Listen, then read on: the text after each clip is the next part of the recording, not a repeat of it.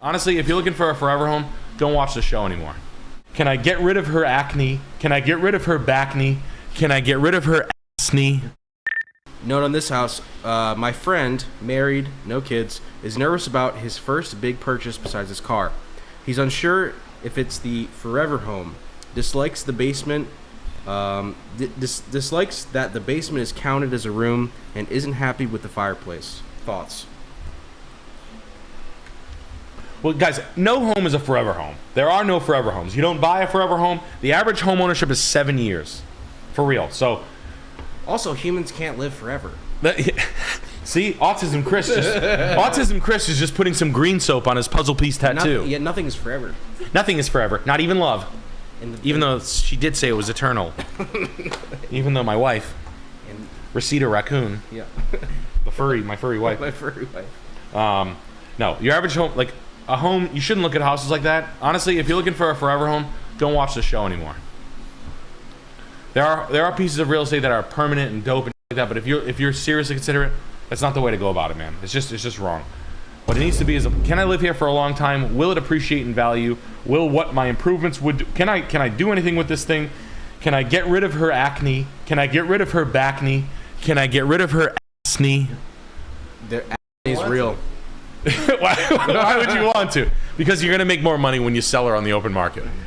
Yeah. So, honestly, where are we going with this house? Colorado Springs. There's a price cut on it. It's been on the market for 10 days. This is intriguing, but I don't know where you're going with this, man. All right, it's doubled in price in how do you make money on it if you like it? All right, it's a production home. These things don't track that well. This house will do as well as Colorado Springs will. That's it. That's all you need to know about it. The rest of it is literally counting details. Like, this one doesn't have a fireplace. This one doesn't have a walkout basement. This lot's better than this one. They're all going to be trading within 10% of each other. It doesn't matter. That's why I don't like buying like this. This is a low yield savings account that will never really make you money until the entire market moves. The only person who made money on this house sold it in 2022. And it was lucky. And I bet you they struggled to buy it at 235 and 15, and it wasn't a dream. So yeah, did they walk into 200 grand? Sure. It sold for over asking. They were shocked that they made $200,000 too. It's okay. It's gonna happen. You're not in that market right now. Are you gonna make any money by like adding any? Not a dollar. There's not a dollar for you to be made on this house for the next 4 years. I don't care how much you add. Colorado Springs would have to get.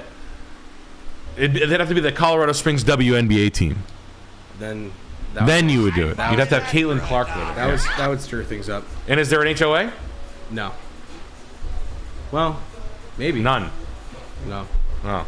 But yeah, just keep that in mind. Any of that shit, man. Any of that shit with just production houses. Like, really look at them with it. Just, it's not. They're never going to be investment just because there's so many. They're not hard to get. They're easy to get in and out of. You'll make money, but it's not like.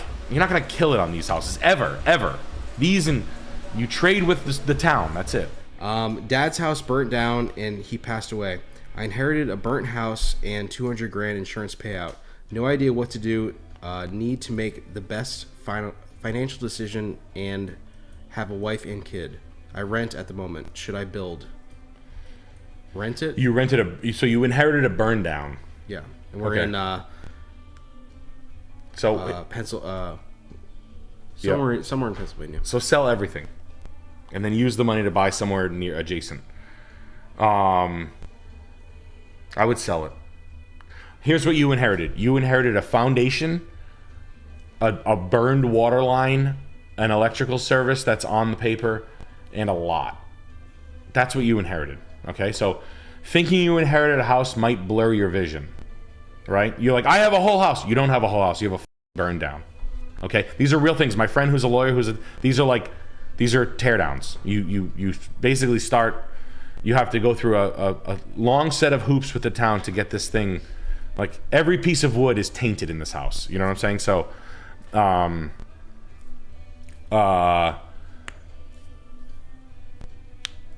do Mike's. I got you, bro. So that's what you inherited. And if you think like, oh, I got a house and I want to make the right move, listen. If you haven't, so the rebuild. Let's just say, what's this thing worth? Sorry to hear about your dad. I didn't catch that part. His dad died. Yeah. I'm dad sorry, passed pal. and Jesus Christ. House burned down.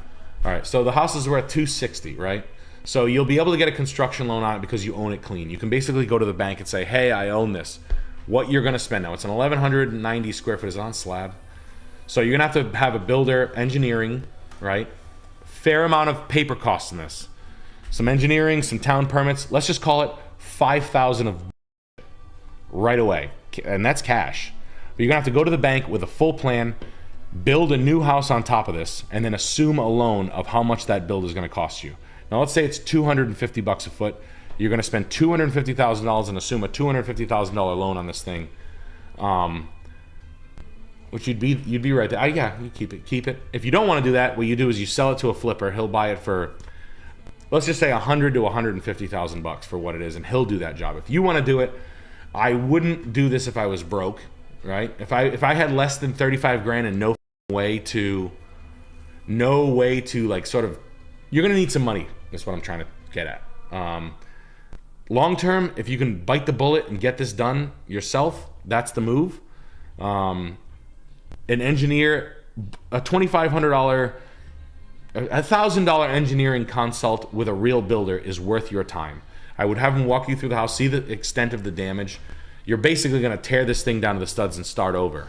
But keep that in mind, and then just keep in mind that the town considers this thing a total loss. So your water line's going to have to be updated, your septic, all your utility is going to have to be updated. Obviously, tree work and like that. So I do wish you the best, buddy. There's a bank. Talk to your local credit union and go through the bull with them. Get pre-approved with lenders. We're in Pennsylvania. How much money you bring into the table? I think that banks are going to be a little pushy with how much money you have in your reserves. So if you have like 10 grand in your bank account, it's going to be hairy for you. And what I would do is maybe sell, if you're going to sell the property, sell it now while the property's semi-hot and we're not going through a thing. Take the money, put it into a high yield savings account, add to the pile, and then just buy a house conventionally. But that's sort of the two roads I would do. And I'm sorry that your pops lost your pops, man. I like the house though, buddy, a lot.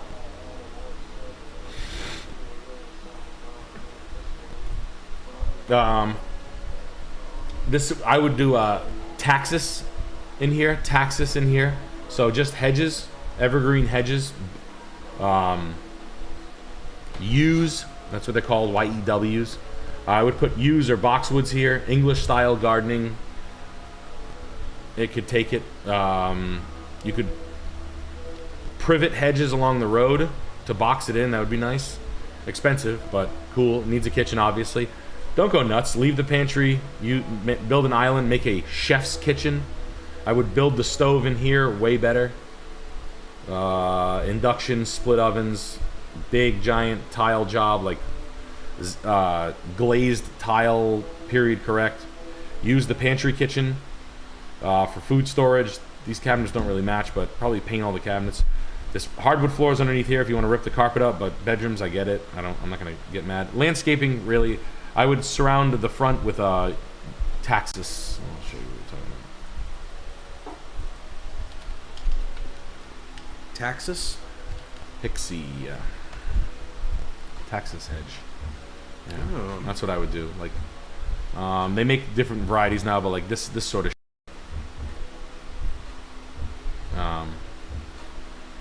If you have the balls, Yeah. but that's what it takes. And you can go nuts here. You can build like 2 squares in front. You can literally just put 2 taxus squares with X's. And it's expensive though. Just a heads up. That is not a cheap way to do it, but that's what this house calls for. Or flowering hydrangeas, rhododendrons, whatever. But pick your poison. Landscaping, paint, siding, front doors is going to give you the best bang for your buck. Obviously kitchen, but I like it a lot. The front porch is nice. I would I would just show it off. I would do low growing something to kind of show it off here, and then new walkway. I would just do bricks. I would do old school Boston City Hall or clay paver brick, in a cool pattern. Thin walkways. You don't have to do them big. No broad scale stuff here. All the walkways on a Victorian house are very thin, 30 inches, 36 inches. None of than to square patios. Bluestone and brick is the preferred bluestone, but it's nice. Yeah, really nice.